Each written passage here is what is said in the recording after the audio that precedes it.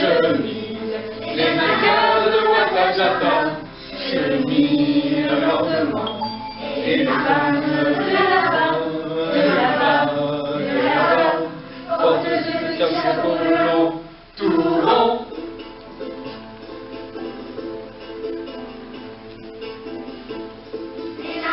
De Ouattara rumine, et la main de Ouattara rumine longuement, et les hommes de là-bas, portent sur le dos le boule chaud, poncho.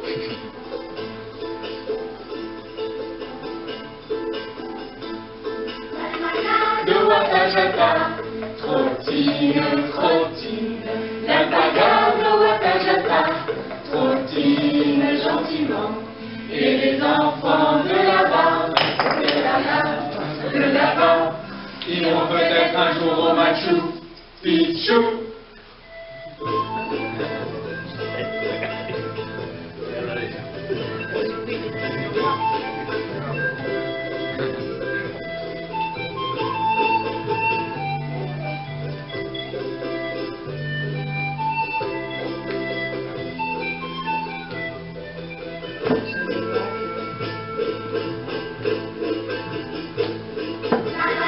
De Ouattara, oui, se dandine sur le grand lac Titicaca, se dandine en flottant, et les Andes tout là-haut, joyeux le matin du flâneau, si beau.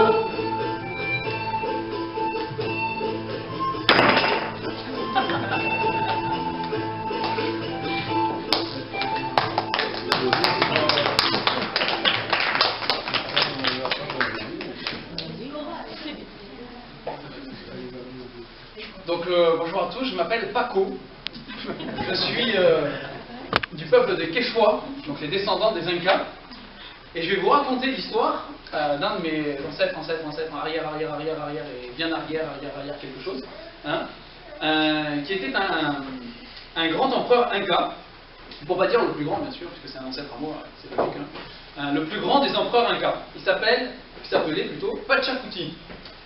Et Pachacuti, figurez-vous, donc a vécu à peu près au XVe siècle.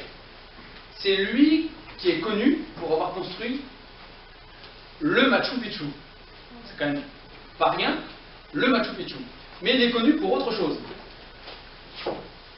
Pachacuti était un homme qui réfléchissait beaucoup sur les choses qui l'entouraient. Alors, si vous avez lu certaines bandes dessinées, vous savez que les Incas adorent le soleil, c'est le dieu Inti, d'accord? Pour eux, c'est leur dieu, le dieu soleil. Et d'ailleurs, à l'origine, le Machu Picchu a été créé construit pour adorer en partie le dieu Inti. Mais mon ancêtre, Pachacuti, en réfléchissant, il s'est dit, mince, il y a quelque chose que je ne comprends pas. Le soleil, s'il est le dieu tout-puissant, comment c'est possible que quand il y a des nuages devant, on ne le voit plus? C'est pas normal.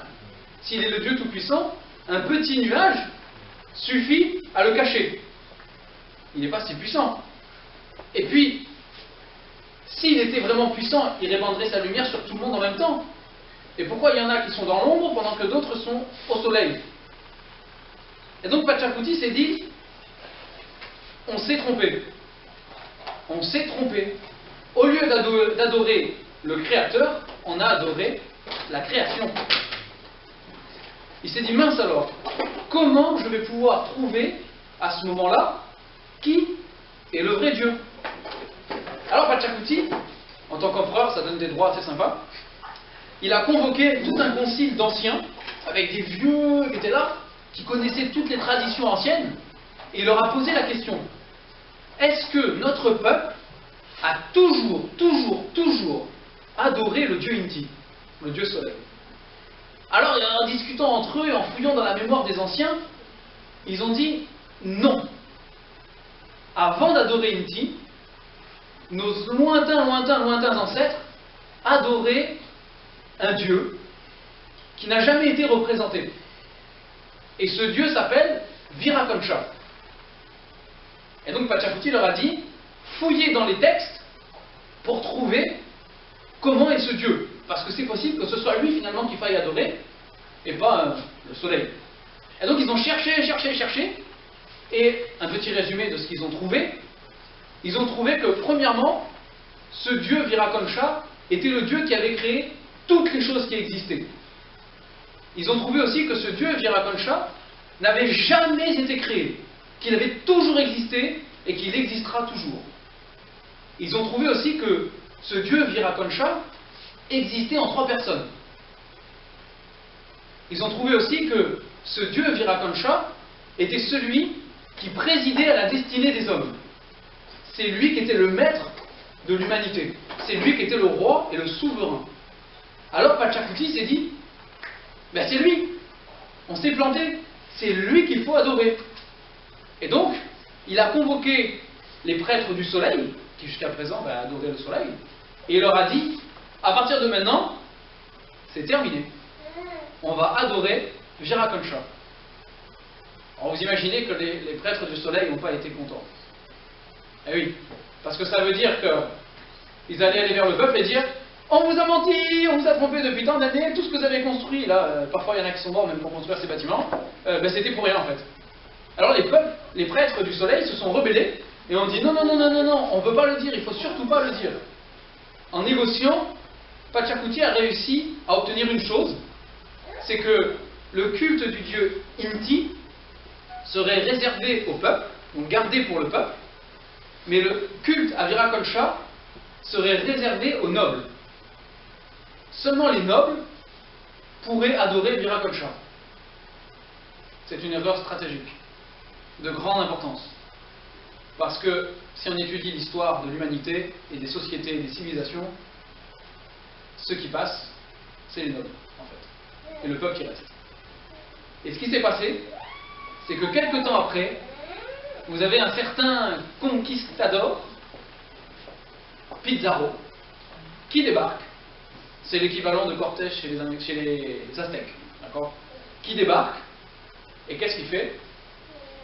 Il élimine toute la classe noble pour prendre l'argent.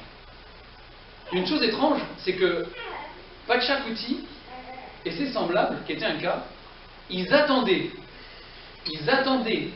des messagers qui allaient venir par les mers leur apporter un message de Viracocha. Ils le savaient. Ils attendaient. Et quand Pizarro a débarqué avec ses soldats, ils se sont dit, c'est la prophétie qui s'accomplit. Ils viennent nous apporter un message de la part de Viracocha.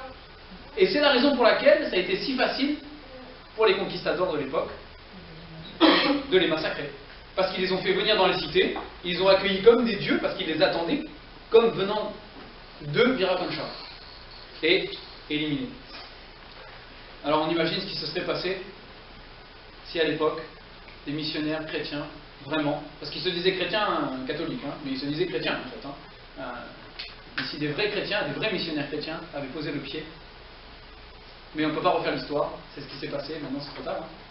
Mais on peut toujours répandre la parole de Dieu aujourd'hui. Donc voilà, c'était l'histoire de Pachacuti. Maintenant on va continuer.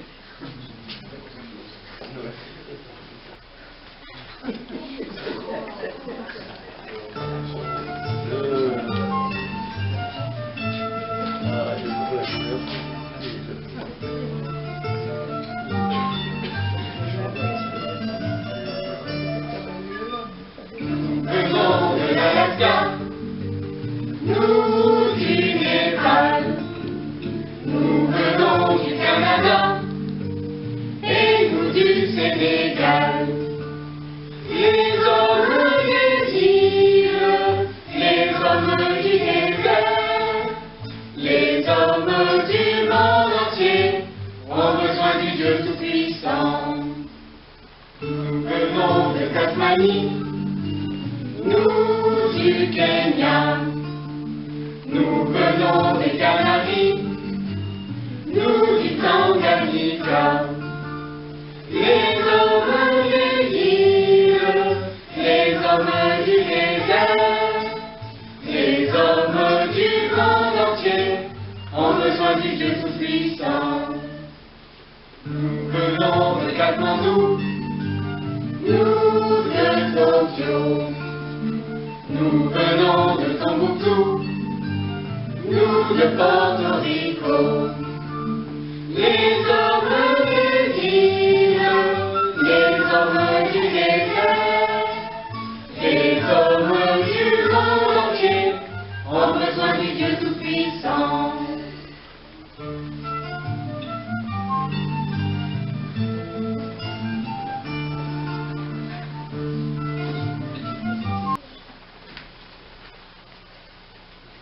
Je vais vous raconter l'histoire d'une tribu dont je fais partie. J'ai observé cette histoire, c'est pour ça que je peux vous la raconter. Donc c'est au Brésil, dans le Mato Grosso. Il y a une réserve, la réserve de Tatuapéri, où vit le peuple Kaua. Et donc dans cette réserve a grandi Aracy et Johanna. Aracy c'est une petite fille de 3 ans, et Johanna c'est sa sœur. Et elle grandissait dans cette réserve, au milieu de la forêt vierge. Et c'était vraiment une autre vie que celle qu'on connaît nous aujourd'hui. Ils vivaient vraiment au rythme des choses, c'est-à-dire qu'ils n'avaient pas d'heure pour manger, mais quand on trouvait par exemple un animal comme le tatou, et ben on mangeait. Quand on avait de la nourriture, on mangeait. Sinon, voilà, ils n'avaient pas d'heure fixe. Ils n'avaient pas de table non plus, ils mangeaient comme moi, là je suis assise par terre, ils mangeaient comme ça autour du feu. Ensuite, ils avaient aussi une crainte des dieux de la nature. Ils observaient la nature et pour eux c'était des dieux. Il y avait le dieu du tonnerre, le dieu soleil. Et ils avaient vraiment une peur de ces éléments, parce que c'est vrai que nous, dans nos immeubles, on n'a peut-être pas très peur d'un orage, mais au milieu de la forêt vierge, ça peut faire peur. Et donc pour eux, c'était des dieux qu'ils devaient craindre.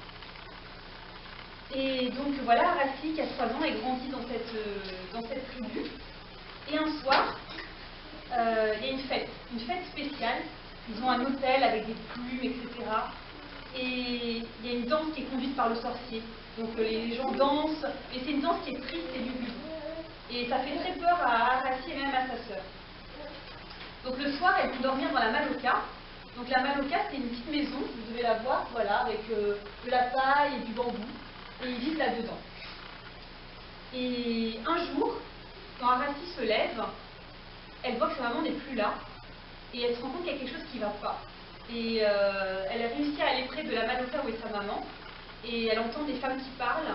Et en fait, sa maman est malade. Et à un moment, il y a un homme au visage blanc qui arrive. En fait, c'est un missionnaire. Et qui dit qu'il faut amener la maman à l'hôpital. L'hôpital, il est à 300 km de là. Donc pendant plusieurs mois, même plusieurs années, Aracy ne va pas voir sa maman. Donc ça va être très dur pour elle. Et le soir même, il va y avoir une tempête, une grosse tempête. Ça va détruire la Maloca d'Aracy. Elle va devoir aller vivre avec ses cousins. Donc c'est beaucoup pour un petit enfant de 2-3 ans. Et il y a vraiment une tristesse qui s'installe chez elle. Elle a plus trop envie de manger. Elle est vraiment, enfin c'est dur pour elle. Un soir, elle est invitée à manger de la viande, parce qu'il n'y a pas beaucoup de viande là-bas, et ils en ont besoin. Et donc elle est invitée par les petits volets voisins. Et elle entend des mots qui font peur, elle parle de sa maman, comme quoi elle ne va pas bien, etc. Et elle décide de sortir pour rejoindre la Maloca de ses cousins. Et elle se retrouve dans la forêt le soir. Et à un moment, elle entend le cri d'un oiseau. Alors c'est un oiseau qui s'appelle l'Orutao et qui...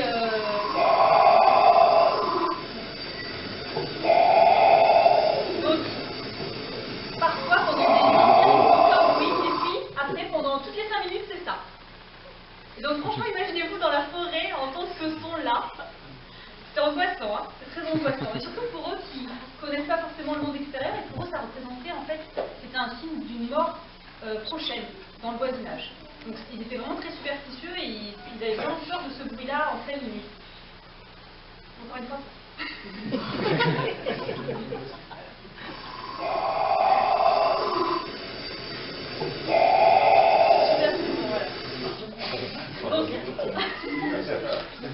Donc pendant ce temps, Aracy va de plus en plus mal, elle maigrit, elle a de la fièvre, elle est vraiment malade.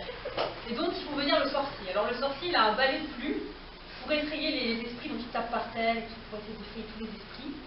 Il lui donne un breuvage, il fait une espèce de marmite, une espèce de potion magique, il met des herbes dedans, il lui donne ça à boire, donc c'est amer, c'est pas bon, elle a vraiment pas envie de boire, mais elle le boit. Et en fait, il n'y a pas d'amélioration. Et elle entend, Johanna, donc la grande sœur, elle entend que sa sœur va peut-être mourir. Et donc là, elle a très peur. Et il y a un Indien qui suggère d'aller chercher l'homme qui apporte la parole du grand Dieu, donc le missionnaire. Et donc les deux hommes vont le chercher, il arrive, il apporte des médicaments, mais il se rend compte que la situation est trop grave, qu'il faut l'amener à l'hôpital. Et donc elle part à l'hôpital dans une maison qui bouge, dans une voiture. Donc et tout pour elle est différent. Elle dit qu'il y a un petit soleil dans la chambre parce que c'est une lampe. Elle trouve que c'est bizarre qu'ils peuvent commander à l'eau de tomber et de s'arrêter. Donc la douche, l'oreiller, donc voilà, c'est vraiment un autre monde. Donc elle est dans cet hôpital qui est en fait une station missionnaire où il y a une école et un hôpital. Il y a une femme au visage sans couleur qui s'occupe d'elle et qui parle sa langue, c'est la femme en fait du directeur de la mission. Et il voit quand même qu'elle va, même si elle est soignée, elle a encore un problème. Elle manque d'alimentation, mais aussi elle est très triste par rapport à sa maman. Elle passe du temps avec la famille du directeur et elle reprend un peu des forces. Mais un jour, elle entend parler d'une femme qui s'appelle Irasema et qui est très malade et qui est morte. Et en fait, cette femme, c'est sa maman. Donc c'est très dur pour elle d'apprendre ça. Et donc ils apprennent aussi qu'elle a une tuberculose ganglionnaire. Et donc elle est opérée, elle est soignée, et finalement elle va de mieux en mieux. Et en fait, la famille missionnaire propose de l'adopter. Parce qu'elle a toujours son papa dans la forêt, mais si elle retourne là-bas, elle va mourir parce qu'elle est vraiment fragile. Donc il lui demande si elle peut être adoptée. Donc elle a à peu près 6 ans à cet âge-là. Donc elle est adoptée par cette famille. Et elle entend parler de Jésus. Et on lui demande est-ce que tu veux accepter Jésus dans ton cœur. Mais elle ne comprend pas parce que pour elle, accepter quelqu'un qu'elle ne connaît pas, ça semble complètement incohérent. Et pour elle, elle connaît le Dieu tonnerre, le Dieu soleil, c'est quelque chose quelque part qu'on voit. Mais Dieu, le Dieu dont on lui parle, Jésus, on ne le voit pas, donc elle ne peut pas croire en quelque chose qu'elle ne voit pas. Elle dit, on lui redemande une fois, elle dit, mais je n'ai jamais vu Jésus. Donc comment je peux croire en lui? Et il y a une soirée pour le réveillon, et elle entend encore parler de Jésus, et on lui dit encore une fois que que Dieu l'a aimé, qu'il a envoyé son fils pour mourir pour elle. Et en fait, dans son cœur, il y a vraiment quelque chose qui change, et elle comprend que c'est vrai qu'elle ne peut pas le voir, mais il l'a tellement aimé, c'est un Dieu qui aime, c'est pas comme le Dieu tonnerre ou le Dieu soleil qui font peur, c'est un Dieu qui aime, qui a vraiment trouvé son amour, et elle décide de croire en lui même si elle ne voit pas. Et donc elle se convertit, et le temps passe, elle grandit, et elle décide d'être missionnaire. On lui dit, mais avant d'être, il faut que tu aies un métier aussi pour pouvoir être missionnaire. Donc elle décide d'être institutrice. Et donc voilà, elle va faire ses études, elle va avoir son diplôme, elle va être la première indienne, je dis toujours leur nom, Kailua, à devenir institutrice. Et elle décide d'aider en fait d'être carrément professeur de sport pour aider les Indiens à, comment dire, que leur corps soit plus résistant en fait à la maladie, etc. Et voilà, donc c'est quelqu'un qui a vraiment existé, mais en fait c'est les personnes qui écrivent ces chants pour les enfants, Samuel et Hélène Grandjean, qui ont rencontré cette jeune fille.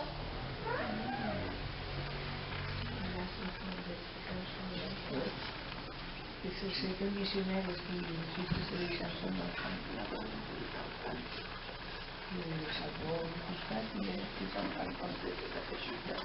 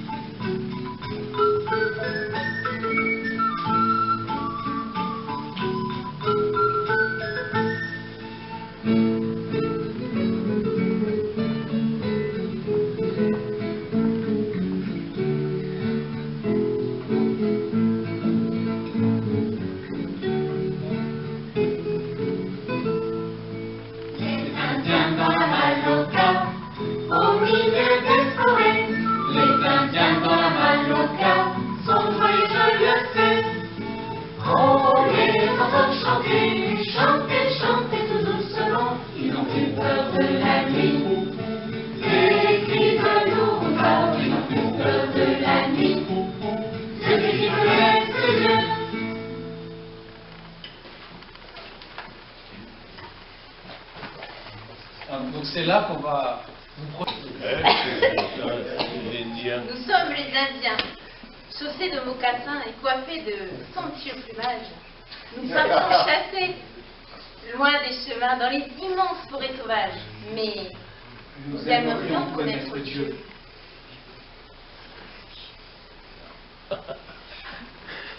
Chez nous, les Esquimaux, vivons dans le Grand Nord. Nous fabriquons des igloos de neige car il fait si froid dehors. Blottis dans ces murs qui nous protègent, nous cherchons à connaître Dieu.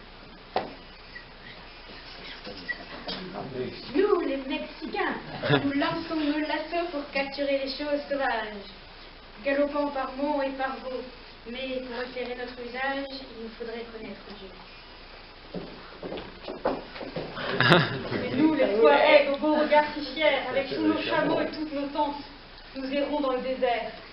Puis, au bout de notre vie usante, nous mourrons sans connaître Dieu.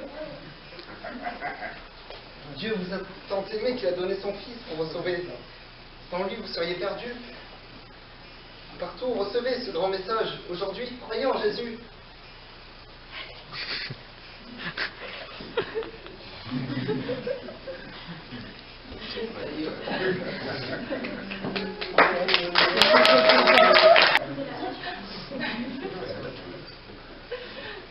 Apocalypse, chapitre 5, et verset 9. Et il chante un cantique nouveau disant: Tu es digne de prendre le livre et d'en ouvrir les sceaux, car tu as été immolé et tu as été racheté pour Dieu, par ton sang, de toute tribu et langue et peuple et nation. Et tu les as fait rois et sacrificateurs pour notre Dieu, et ils régneront sur la terre.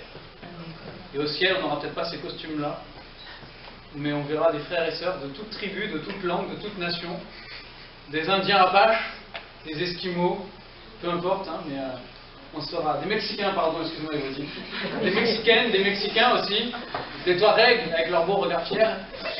Voilà, on aura de tout, mais il y aura tout le monde, mais on sera unis par Jésus-Christ et on louera le Seigneur.